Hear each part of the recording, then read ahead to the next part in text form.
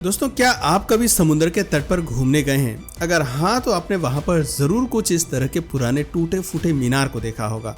सब जगह तो नहीं, लेकिन कुछ प्राचीन शहरों के तट पर आपको इस तरह के मीनार देखने को जरूर मिल जाएंगे, जो देखने में काफी हद तक कुतुब मीनार की तरह लगते हैं। लेकिन असल में इनका काम अपने जमाने में कुतुब मीनार से बिल्कुल अलग था। ध्यान देने वाली बात यह है कि उस जमाने में जब टेक्नोलॉजी इतनी एडवांस नहीं थी, उस समय इतने ऊंचे मीनार को बनाना काफी मुश्किल भरा काम भी था। लेकिन फिर भी इन मीनारों को बनाया गया। सवाल है क्यों इन्हें कुछ गिने चुने समुद्री तटों पर ही बनाया गया, और पुराने समय में किस काम के लिए इन्हें इस्तेमाल में लाया जाता था। दोस्तों, अगर आप भी इन सवालों का जवाब जानना चाहते हैं और अपने ज्ञान को बढ़ाना चाहते हैं और कुछ नया सीखना चाहते हैं, तो हमारे इस वीडियो में एंड तक जरूर बने रहिएगा। दोस्तों, यहाँ सबसे पहले तो आप ये जान लीजिए कि कुतुब मीनार की तरह दिखने वाला ये स्ट्रक्चर असल में लाइट हाउस है, जो पुराने समय में समुद्र के तटों पर बनाए जाते थे। इसका काम समुद्री जहाज़ों को रास्ता दिखाना होता था। सुनने में भले ही आपको अजीब लग रहा हो, लेकिन यही इस तरह के मीनार की हकीकत है। दरअसल पुराने समय में ना ही टेक्नोलॉजी इतनी एडवांस थी और ना ही आज की तरह यातायात के साधन हुआ करते थे।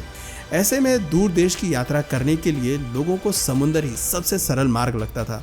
लेकिन समुद्र में यात्रा करना भी आसान नहीं था, क्योंकि उस जमाने में आज की तरह नेविगेशन सिस्टम नहीं हुआ करते थे। समुद्र को पार करने के लिए उस समय नाविकों के पास सिर्फ मैप हुआ करता था, जिसकी हेल्प से वो छोटी दूरी तो आसानी से तय कर लेते थे। लेकिन जब लंबी दूरी तय करने का वक्त आता था, तब नाविकों को काफ़ी मुश्किलों का सामना करना पड़ता था, जिसमें सबसे बड़ी समस्या रास्ता भटकने की थी। क्योंकि एक बार समुद्र में उतरने के बाद नाविकों को दूर दूर तक सिर्फ पानी ही पानी दिखाई देता था।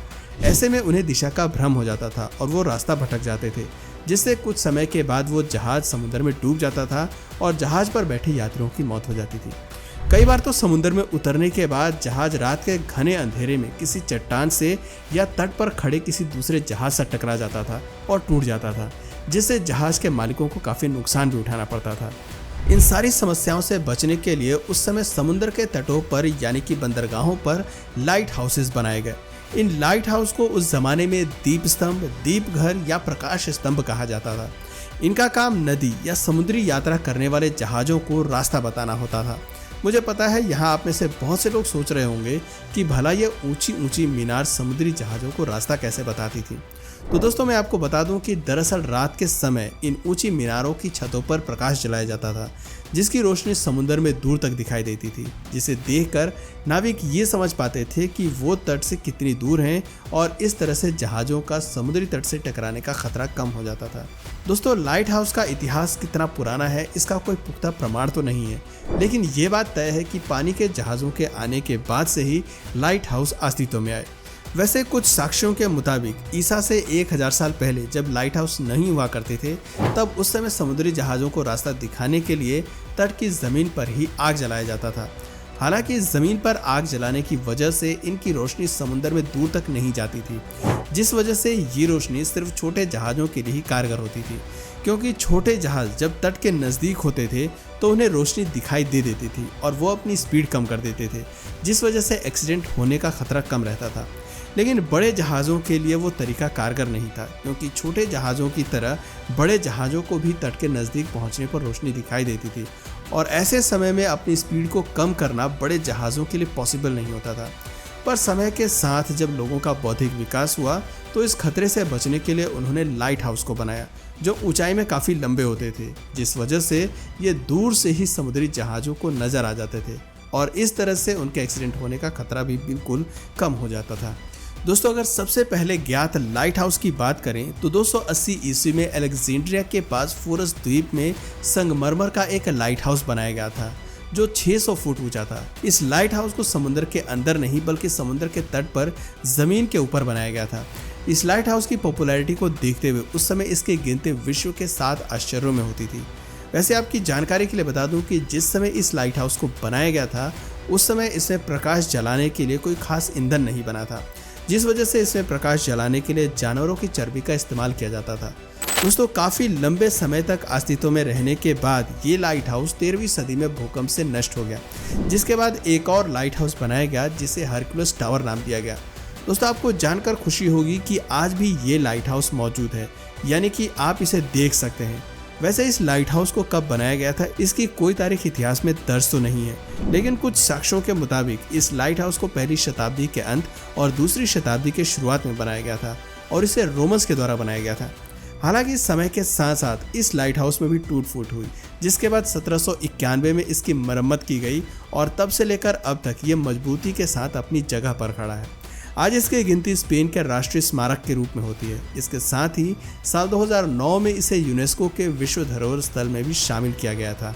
दोस्तों, अब तक जितने भी लाइट हाउस बनाए गए थे वो सभी समुद्र या नदियों के किनारे जमीन पर बनाए गए थे, जो अपने दायरे में आने वाले जहाजों को रास्ता दिखाने में मदद करते थे। लेकिन उन जहाज़ों का क्या जो समुद्र में यात्रा करते समय तूफान की वजह से बीच में ही रास्ता भटक जाते थे। ऐसे जहाज़ों की मदद के लिए कुछ समय के बाद समुद्र के अंदर भी लाइट हाउस बनाए जाने लगे। दोस्तों, दुनिया का पहला लाइट हाउस जिसे समुद्र के अंदर बनाया गया है वो कॉर्डोन लाइट हाउस है। इसे फ्रांस में बनाया गया है। इस लाइट हाउस की ऊंचाई 68 मीटर है। आज के समय में इस लाइट हाउस को फ्रांस का सबसे पुराना लाइट हाउस भी माना जाता है। इसके साथ ही ये दुनिया का 10वां सबसे लंबा लाइट हाउस है। इसे इंजीनियर लुई डी फॉक्स ने डिज़ाइन किया था और ये लाइट हाउस 1611 में बनकर तैयार हुआ था। दोस्तों, इस लाइट हाउस को खुले समुद्र में एक चट्टानी पठार के ऊपर बनाया गया है, जहां आज केवल नाव से पहुंचा जा सकता है।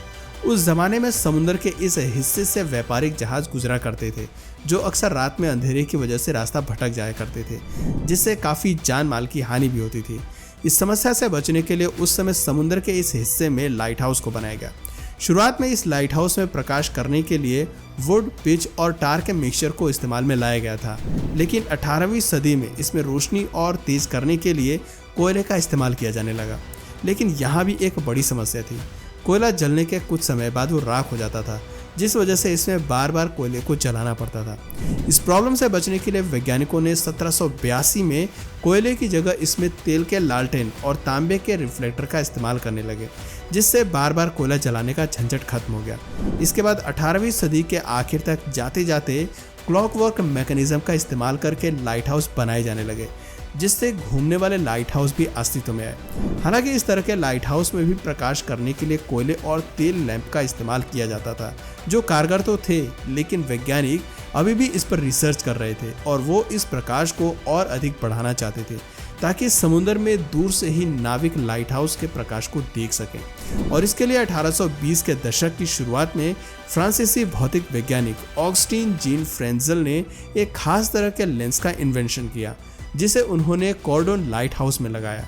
और जैसा कि उन्होंने सोचा था, इस लेंस की मदद से नाविक लाइट हाउस के प्रकाश को समुद्र में कई मील दूर से देख सकते थे। दोस्तों, इस तरह से इन लाइट हाउस ने सदियों से नाविकों को रास्ता दिखाने का काम किया है। लेकिन आज जब नेविगेशन के कई सारे यंत्र आ चुके हैं, ऐसे में आज ये सिर्फ टूरिज्म के स्थल बनकर रह गए हैं। दोस्तों, क्या आपने किसी लाइट हाउस को रियल में देखा है? यस या नो में हमें अपना जवाब कमेंट में ज़रूर बताइए। तो दोस्तों, आज की वीडियो में बस इतना ही।